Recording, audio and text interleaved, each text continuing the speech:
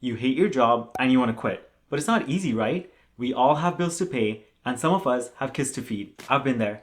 Every Sunday, I used to get the Sunday scaries. I used to fear Mondays. There was this leader, let's call him John, who used to yell at people in meetings. It wasn't literal yelling, but his tone and choice of words were really getting to me. Statistics show that 82% of people who want to quit their job is because of their manager, or in my case, a leader who was a little higher up in the chain. If you're dealing with a toxic manager, or you have another reason why you're thinking about quitting, then this video is for you. I'll share what I did and didn't do so you can be more strategic and informed in making your decision than I was. And stick around till the end because I'll share a big mistake that I made that left thousands of dollars on the table so you don't make the same mistake. First, I looked inside myself. I asked myself, is there something that I was doing that was causing this behavior in him? Or maybe it was my perception of the situation. But some of the people I managed said that they felt similar. So I knew it wasn't just me. Be mindful that I didn't go about asking people if they felt similar. That would be me priming the conversation or maybe even spreading gossip. Instead, I had people randomly confiding in me and saying that they weren't happy with John's tactics and approach. So I knew it wasn't just me. Here you can ask yourself, is there something you can change within yourself before you try to change others? This may feel like you're taking things personally or blaming yourself, but it's actually very empowering because changing ourselves is much easier than changing others. This reminds me of the circle of control. What's in my control and what's outside of my control? What is in our control is the actions we take, our mindset, and our perception of the situation.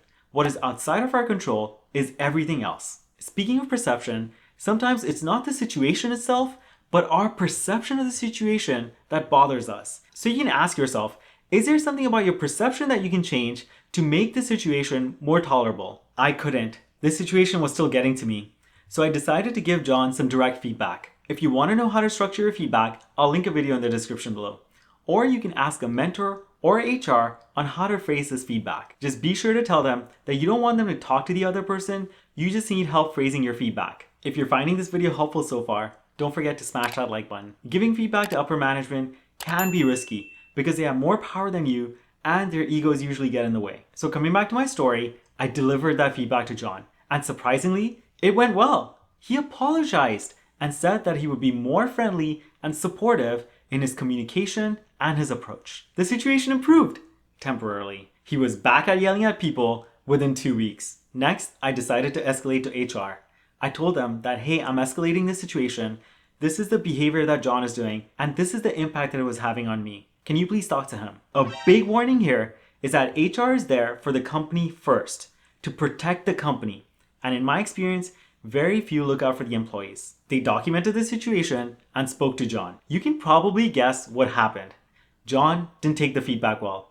In fact, he was upset that I had escalated the situation. Most companies have a no retaliation policy, but managers and leaders can still find ways to ruin your future at the company. For example, I found out from an inside source that John was actively trying to find ways to fire me, but he didn't really have ammo because my performance was good. Either way, I was so dissatisfied, I started looking for another job. One of my good friends used to say that there's no harm in applying for other jobs because you'll get market data. You'll find out what skills are in demand and what you'll get paid for your skills and experience. And best of all, you may find that there are better opportunities out there. So I started documenting my wins and updating my resume. And if you're thinking about quitting, I suggest you do the same. And in parallel, ask yourself, what can you do to milk the company while you're still there? I wish I had done this.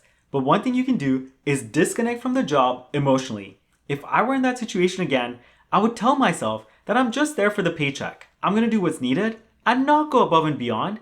And I'll do my best to not let other people and things bother me because I know I'm on my way out. Another way to milk the company is try to get as much skills and experience as possible. Ask yourself, what are some specific projects that you can take on to help you build skills and experience that you can add to your resume? Or maybe you can get some certifications on the company's dime. All this will strengthen your resume and get you ready for your next job. At the beginning of the video, I'd mentioned that I'd made a big mistake and left thousands of dollars on the table. What was that mistake? I knew that there were vesting schedules for stock options and restricted stock units. What I didn't know was that some companies also had a vesting schedule for 401k matches. For example, at this company, you wouldn't get the 401k match until that year was complete. And I had left a few weeks before that year was complete. So I left quite a few $1,000s on the table, which I regret. So time your exit accordingly. I know you're in a challenging situation, and it can be tough navigating through it. You can ask a mentor for help, someone you trust, someone you can talk to, and someone you know who won't go behind your back. Or you can get an impartial third party to help you, like me. I'll link the details in the description below. At the end of the day, know that you have more power than you think, and that power relies in action. You can change your mindset, you can change your situation, or you can look for another job. If you've already started applying for jobs, check out this video next, where I share the latest job search strategies that have helped my clients land their next job. I wish you the very best. You got this.